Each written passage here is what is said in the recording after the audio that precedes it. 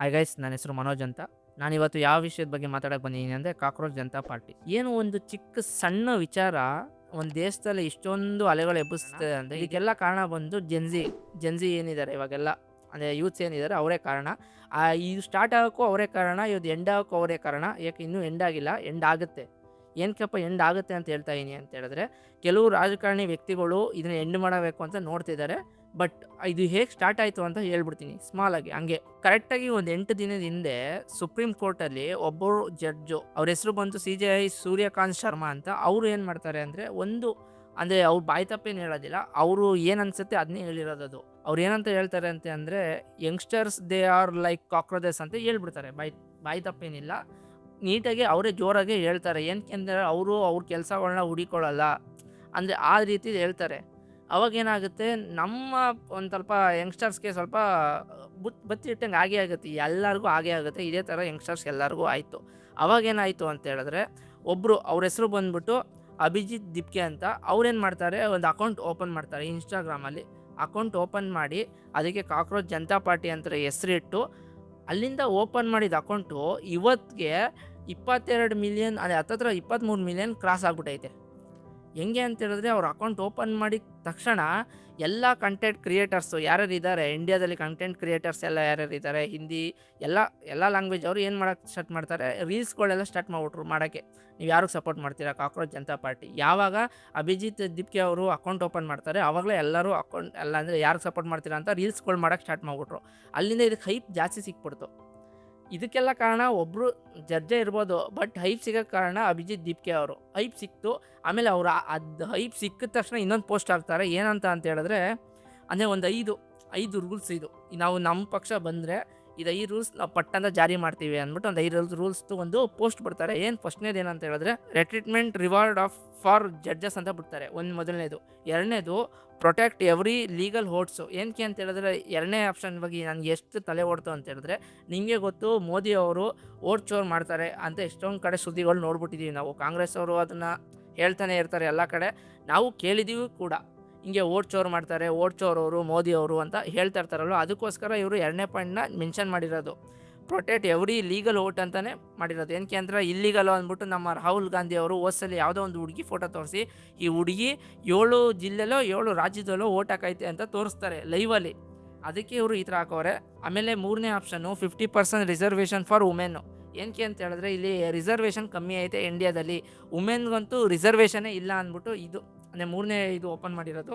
ಆಮೇಲೆ ನಾಲ್ಕನೇದು, ಈ ಪಕ್ಕ ಇಂಪಾರ್ಟೆಂಟ್ ವಿಷಯ ಏನಪ್ಪ ಅಂತ ಹೇಳಿದ್ರೆ, ಇಂಡಿಪೆಂಡೆಂಟ್ ಮೀಡಿಯಾ ನಾಟ್ ಗೋಧಿ ಮೀಡಿಯಾ ಅಂತ. ಇದ್ರ ಬಗ್ಗೆ ನಾನು ಮಾತಾಡಲೇಬೇಕು. ಏನಪ್ಪ ಅಂತ ಹೇಳಿದ್ರೆ, ಇದುವರೆಗೂ ಮೋದಿಯವರು ಗೆದ್ದಾಗಿಂದ ಏನು 10 ವರ್ಷದಿಂದ ಆಡಳಿತ ಮಾಡ್ಕೊಂಬರ್ತಾವ್ರೆ, ಅಲ್ಲಿಂದ ಒಂದೇ ಒಂದು ಮೀಡಿಯಾ ಹಾಗೆ ಅವರು ಇಂಟರ್ವ್ಯೂನೇ ಕೊಟ್ಟಿಲ್ಲ ನಾರ್ಮಲ್ ಮೀಡಿಯಾಗೆ. ಅವ್ರೇನು ಮಾಡ್ತಾರೆ, ಒಬ್ರನ್ನ ಕರ್ಸ್ಕೊತಾರೆ, ಅವ್ರು ಏನು ಕ್ವಶನ್ ಕೇಳ್ತಾರೋ ಅದೇ ಲಾಸ್ಟು, ಅದಕ್ಕೆ ಮಾತ್ರ ಉತ್ತರ ಕೊಟ್ಟು ಕಳಿಸ್ತಾ ಇದ್ದಾರೆ.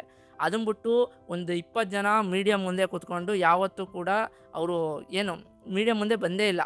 ಅದಕ್ಕೆ ಇವ್ರು ಏನು ಮಾಡೋರೆ, ನೀಟಾಗಿ ಮೆನ್ಷನ್ ಮಾಡೋರೆ, ಇಂಡಿಪೆಂಡೆಂಟ್ ಮೀಡಿಯಾ ನಾಟ್ ಗೋಧಿ ಮೀಡಿಯಾ ಅಂತ. ಗೋಧಿ ಅಂತ ಹೇಳಿರೋದು ಅವ್ರಿಗಲ್ಲ, ನಾರ್ಮಲ್ ಮೋದಿ ಅವ್ರಿಗೆ ಗೋಧಿ ಅಂತ ಹೇಳಿರೋದು ಅಷ್ಟೇ ಇವರು. ಆಮೇಲೆ 5ನೇದು, 20 years ban on political defection. ಏನಪ್ಪ ಇದು, ಏನು ಹಿಂಗೆ ಅಂದರೆ ಅಂತ ಹೇಳಿದ್ರೆ, ಒಬ್ಬ ವ್ಯಕ್ತಿ, ಒಂದು ರಾಜಕಾರಣಿ, ಒಬ್ಬ BJPಲಿದ್ದು ಇವಾಗ ಕಾಂಗ್ರೆಸ್ಗೆ ಹೋಗಬೇಕು, ಏನು ಮಾಡ್ತಾನೆ, ಟಕ್ಕಂತ ಹೋಗ್ಬಿಡ್ತಾರೆ. ಅವ್ರು ದುಡ್ಡು ಕೊಟ್ಟ ತಕ್ಷಣ ನುಗ್ಬಿಡ್ತಾರಲ್ವ.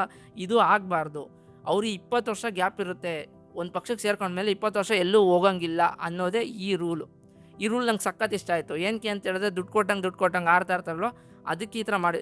ಇದು ನೀವು ಫಸ್ಟು ಸ್ಟಾರ್ಟ್ ಆಗಿದ್ದು ಮೀಮ್ಸ್ ಥರ, ಫನ್ನಿ ಥರನೇ ಸ್ಟಾರ್ಟ್ ಆಗಿದ್ದು. ಬಟ್ ಈ ಪೋಸ್ಟ್ ಹಾಕಿದ್ಮೇಲೆ, ಈ 4 ಪಾಯಿಂಟ್ಸ್ ಒಂದು ಪೋಸ್ಟ್ ಹಾಕಿದ್ಮೇಲೆ ಸಖತ್ತು ಅದು ಸ್ಟ್ರಾಂಗು ಅದೇ ಪಾರ್ಟಿ ಆಗೋಯ್ತದು. ಆಮೇಲೆ ಇದು ಬೆಳೆಯೋಕ್ಕೆ ಇನ್ನೊಂದು ಕಾರಣ ಏನಪ್ಪ ಅಂತ ಹೇಳಿದ್ರೆ, ಪೇಪರ್ ಲೀಕ್ ಆಗಿದ್ದು. ಏನು ನೀಟ್ದು ಪೇಪರ್ ಲೀಕ್ ಆಯಿತು, ಅದೇ ಸಮಯಕ್ಕೆ ಕಾಕ್ರೋಚ್ ಜನತಾ ಪಾರ್ಟಿನೂ ಮುಂದೆ ಬಂತಲ್ವಾ. ಇವಾಗ ಹೆಂಗಾಗೋಯ್ತು ಅಂದರೆ, ನೀಟು ಲೀಕ್ ಆಗಿದ್ದು, ಕಾಕ್ರೋಚ್ ಜನತಾ ಪಾರ್ಟಿ ಬಂದಿದ್ದು, ಎರಡಕ್ಕೂ ಕ್ಲೋಸ್ ಆಗಿ ಇನ್ನೂ ಹೈಪ್ ಜಾಸ್ತಿ ಸಿಕ್ಬಿಡ್ತು ಕಾಕ್ರೋಚ್ ಜನತಾ ಪಾರ್ಟಿಗೆ. ಅದಕ್ಕೋಸ್ಕರನೇ ಅವ್ರು 23 ಮಿಲಿಯನ್ ಆಗಿದೆ ಇನ್ಸ್ಟಾಗ್ರಾಮಲ್ಲಿ.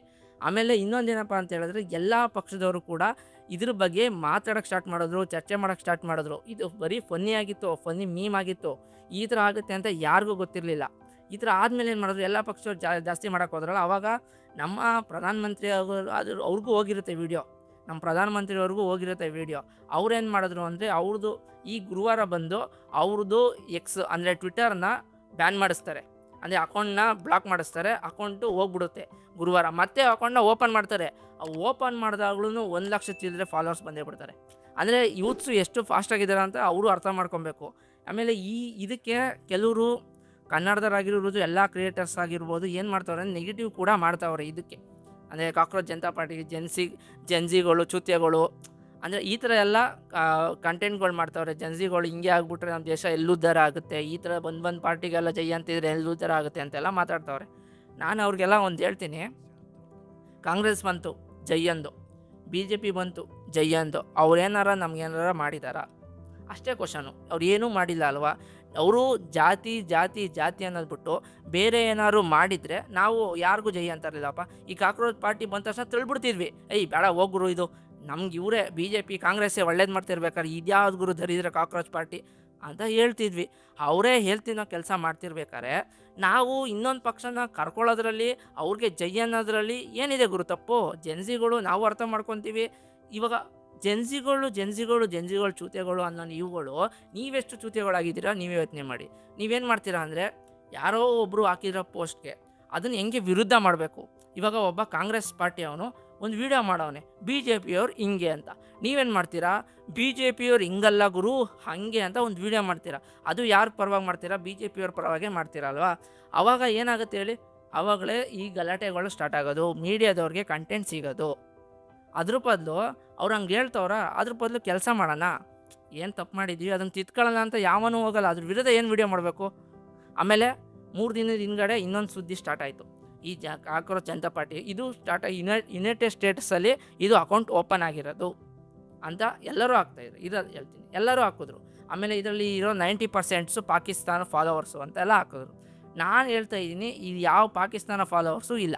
ಹೆಂಗಪ್ಪ ಅಂದರೆ, ಇವರು BJPಯವರು ಕಾಂಗ್ರೆಸ್ ಅವರು ಯಾವಾಗ ಕಾಕ್ರೋಚ್ ಜನತಾ ಪಾರ್ಟಿಗೆ ಸಪೋರ್ಟ್ ಮಾಡೋಕ್ಕೆ ಸ್ಟಾರ್ಟ್ ಮಾಡಿದ್ರು, ಆವಾಗ ಇವ್ರುಗಳು ಫೇಕ್ ಹೇಳಬೇಕು ಅಂದ್ಬಿಟ್ಟು ಪಾಕಿಸ್ತಾನನ ಅಂಟಿಸ್ಬಿಟ್ರು. ಇದಕ್ಕೆ 50 ಅಲ್ಲ 60% ಪಾಕಿಸ್ತಾನದವರೇ ಫಾಲೋ ಮಾಡ್ತಾ ಇರೋದು, ಅವರೇ ಫಾಲೋಯಿಂಗ್ ಇರೋದು. ನಮ್ಮವ್ರು ಇಂಡಿಯಾದವರು ಯಾರೂ ಫಾಲೋ ಮಾಡ್ತಾ ಇಲ್ಲ. ಏನಕ್ಕೆ ಅಂದರೆ ಪಾಕಿಸ್ತಾನಕ್ಕೂ ಈ ಏನು ಅಭಿಜಿತ್ ದಿಪ್ಗೆ ಅವ್ರಿಗೂ ಸಂಬಂಧ ಐತೆ ಅನ್ನೋ ಥರ ಏನು ಮಾಡಿದ್ರು, ಫೇಕ್ ವಿಡಿಯೋ ಮಾಡೋದು, ಫೇಕ್ ಪೋಸ್ಟ್ಗಳು ಮಾಡೋದು, ಈ ಥರ ಸ್ಟಾರ್ಟ್ ಮಾಡಿಬಿಟ್ರು. ಅದ್ರ ಬದಲು ನಾವೇನು ಕೆಲಸ ಮಾಡಬೇಕು ಇದ್ರ ಬಗ್ಗೆ ಯೋಚನೆ ಮಾಡ್ತಾಯಿಲ್ಲ. ಇದನ್ನ ಹೆಂಗೆ ಉಡಾಯಿಸ್ಬೇಕು ಕಾಕ್ರೋಚ್ ಜನತಾ ಪಾರ್ಟಿನ ಅಂತ ಯೋಚನೆ ಮಾಡ್ತಾವ್ರು ಇವರು ಅಷ್ಟೇ.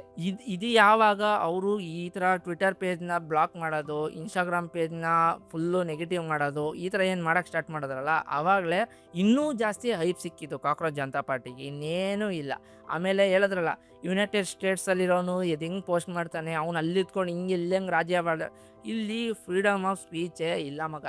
ಇಲ್ಲಿ ಹೋಗ್ಬಿಟ್ಟು ನಾವು ಅವನು ಇಲ್ಲೇ ಕೂತ್ಕೊಂಡು ಇಲ್ಲೆಲ್ಲ ಬಸವನಗುಡಿಗೆ ಕೂತ್ಕೊಂಡು ಅವನೇನೋ ಈ ಥರ ಪಾರ್ಟಿ ಓಪನ್ ಮಾಡಿದ್ರೆ ಬಸವನಗುಡಿ ಪಕ್ಕದಲ್ಲಿರೋ ಬಾವಿಲೋ ಇಲ್ಲ ಮೋರಿಲೋ ಅವ್ನು ಹೆಣ ಬಿದ್ದಿರ್ತದೆ ಅಲ್ವಾ.